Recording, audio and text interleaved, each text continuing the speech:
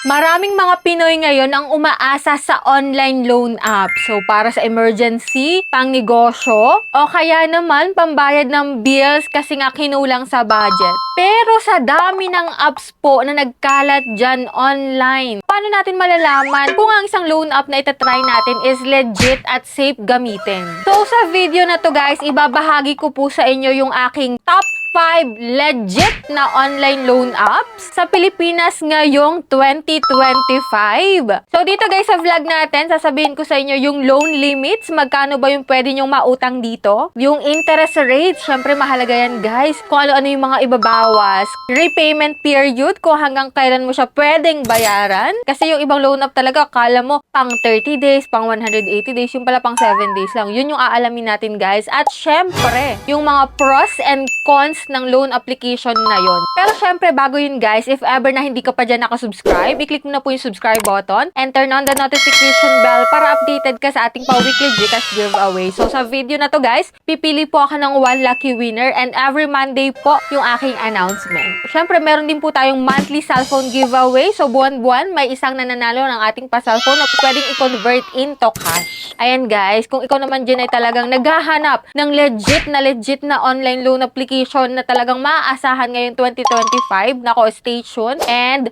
keep watching.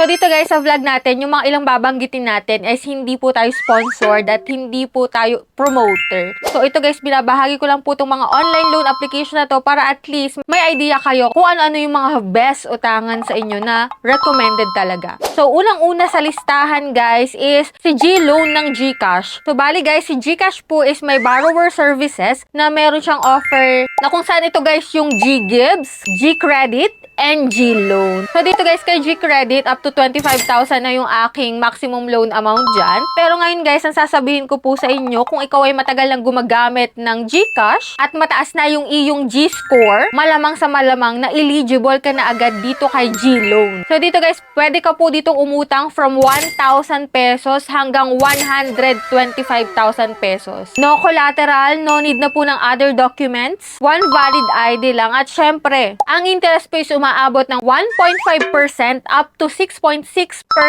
monthly. At syempre, ang maganda dito kay G-Loan, talagang direct sa GCash mo if ever na ma-approve ka kaagad-agad. May option ka pa na bayaran ka agad-agad ng mas maaga para wala kang penalty yung na-loan mo dito kay G-Loan. So dito guys, kay G-Credit naman, kahit ma-overdue ka or ma-late ka lang ng payment ng ilang araw, less lang yung interest na pinapatong nila. Ang kagandahan pa is 15 to 30 days, hindi na hassle, no? Na walang text, walang calls, hindi ka haharasin. So, let me know dyan sa comment section if ever na isa ka sa eligible ng umutang dito kay G-Loan. Paka-share na experience mo para at least magkaroon ng idea yung mga bago pa lang magta-try dito. So, dito guys, sabihin ko na po sa inyo yung pangalawa, which is si Tala Philippines. Ayan, isa po ito sa mga friendly user talaga ng mga Pilipino ngayon. Kahit po ikaw ay walang bank account, wala kang payslip, makakautang ka pa rin. So, ang pwede mong malong dito guys is from 1,000 to 25,000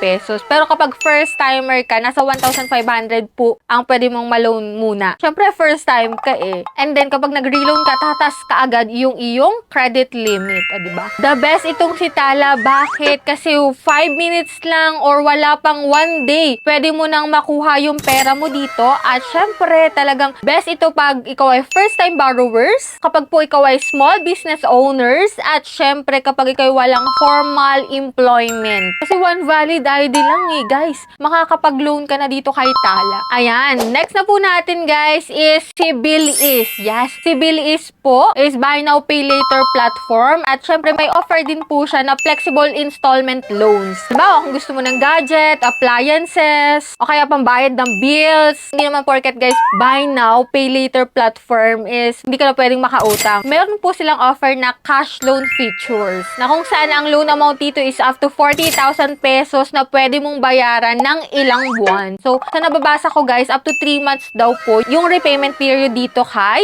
Bilis. Yun nga lang guys, kapag gusto mong itry itong si Bilis, syempre, make sure na ma-verify yung identity mo para mabilis kang ma-approve. Halimbawa, ihanda mo na yung proof of billing mo, yung payslip mo, valid IDs, para sure ball ka na ma-approve ka dito guys. Kasi yun talaga yung mga ihahanda mo once na magta-try ka dito kay Bilis. So, ayan, dako na tayo dito guys sa pang-apat na option nyo na utangan is kilala nyo na to guys and baka nga nagamit nyo na to before, si Home Credit. Ito mong si Home Credit is talagang sikat noon sa mga appliances lang kapag gusto mong mag-installment ng appliances, pero ngayon guys may cash loan features na rin siya, which is pwede kang makapag-apply sa kanyang Home Credit app. Download mo lang sa Google Play Store or sa App Store, yan, pwede ka na makapag-apply dito kay Home Credit. Dito naman guys, ang pwede mo namang ma-loan dito is 3,000 hanggang 150,000 pesos na payable in 36 months. Yes po. Up to 3 years, pwede po. Registered naman po ito sa SEC na talagang may peace of mind ka compared mo doon sa ibang loan application dyan na nagkalat online. Ang aking pong top, si Mabilis Cash, sa list bukod sa pangalan niya na mabilis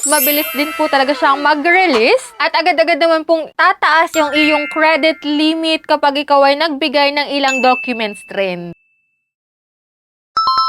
So, dito guys, one valid ID lang, pwede namang makapag-apply ka, no? Pero kapag gusto mong tumaas ka agad-agad yung iyong credit limit, pwede kang mag-link ng iyong SSS portal, ng iyong pag-ibig, then pwede mong i-submit yung iyong GCash transaction history within 60 days, yung PRC ID mo, at yung mobile authentication mo, no? Yun yung mga list na pwede mong ibigay dito para ma-increase agad yung iyong credit limit kay Mabilis Cash. So, dito guys, kay Mabilis Cash, meron po silang mga 2 terms, 3 terms, 4 terms na kung saan guys, yung kada term mo is 15 days ng 15 days. So, dito guys, may 4 terms yan na offer, which is yung 15, kada isang term is 15 days, which is soma total guys, na may 2 months to pay ka once ma-approve ka dito kay Mabilis Cash. Ang pwede mong malong dito guys is up to 60,000 pesos na. Siyempre, legit at safe din to guys kasi SEC registered. Yan po yung aking top 5 na mga legit na OLA na pwede nyong utangan ngayong 2025. So, una, ulitin ko guys, si GLoan,